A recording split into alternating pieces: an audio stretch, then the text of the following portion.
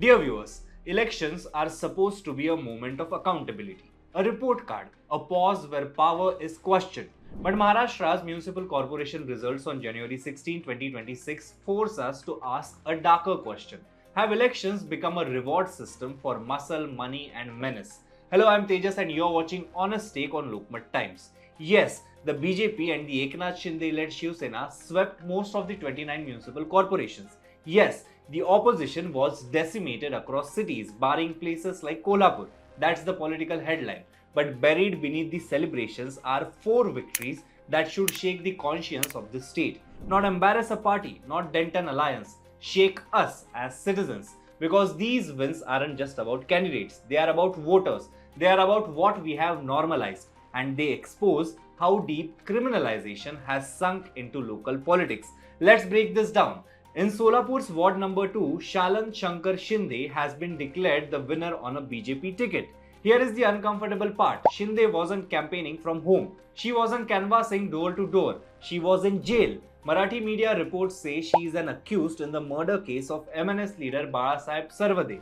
The dispute reportedly began over a nomination withdrawal. The case escalated, a life was lost, and yet, on counting day, while still in custody, Shinde won. Let that sink in. A woman accused in a murder case, a candidate who could not even physically be present, elected to represent citizens. So here is the first hard question. To political parties, what moral filter did you apply before handing her a ticket? And to voters, when you press that button, what exactly were you voting for? Development, loyalty, fear, or a message that power matters more than justice? Now let's go to Jalgaon. Lalit Kolhe, former mayor, contested the civic polls from jail. He is in judicial custody in what local media describes as a fake call center scam or fraud case. But this election wasn't just about him. His family swept multiple seats, his son, his mother, three victories in one household.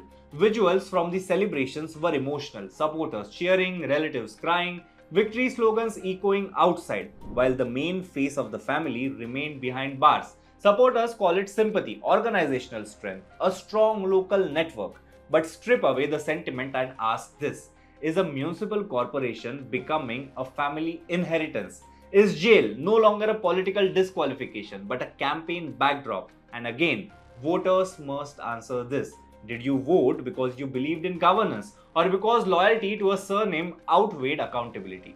Then there is this case from Pune. Pune likes to see itself as progressive, educated, politically aware, which is why this result stings even more.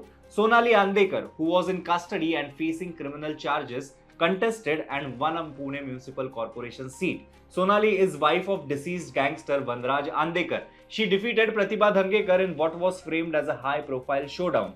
The narrative was clear during the campaign. On one side, development claims; on the other, ground-level network, sympathy, and muscle. And the voters chose a representative elected from prison. So here is the uncomfortable Pune-specific question. If even an urban, politically conscious city shrugs at criminal allegations, what hope is left elsewhere? When jail becomes irrelevant to electability, what incentive remains for clean politics? Now we come to the most disturbing win of all. In Jalna's Ward number 13, Shrikant Pangarkar won as an independent candidate. Pangarkar is an accused in 2017 murder of journalist and activist Gauri Lankesh. A murder that shook the nation, a killing that sparked debates on freedom of expression, dissent, and rising intolerance. Pangarkar is out on bail. The trial is ongoing. He has not been convicted. But here is what makes this result chilling.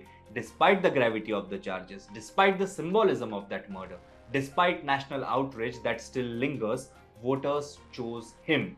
He defeated the BJP candidate and others in a multi-cornered contest, winning by over 2600 votes. So let's stop dancing around it. What does it say about us when someone accused in the murder of a journalist is democratically rewarded?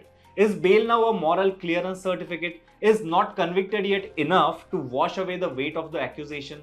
Let's be clear. This is not about BJP versus opposition. This rot cuts across parties, alliances, and ideologies. Political parties keep telling us winning is what matters. Voters keep telling themselves everyone is the same. And between these two excuses, criminalization thrives. Tickets are given to candidates who can win, not those who deserve to represent.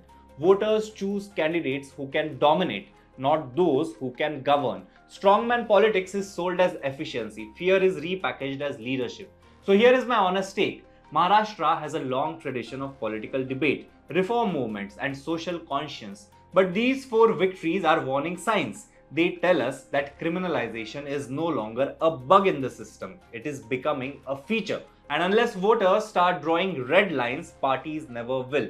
Because from a party's point of view, the message is loud and clear. You can win from jail, you can win despite murder accusations, you can win if your network is strong enough. Democracy doesn't collapse overnight, it erodes slowly, one winnable ticket at a time, one compromised choice at a time, and before we realize it, the shock disappears, the outrage fades, the abnormal becomes routine, and that is the real danger.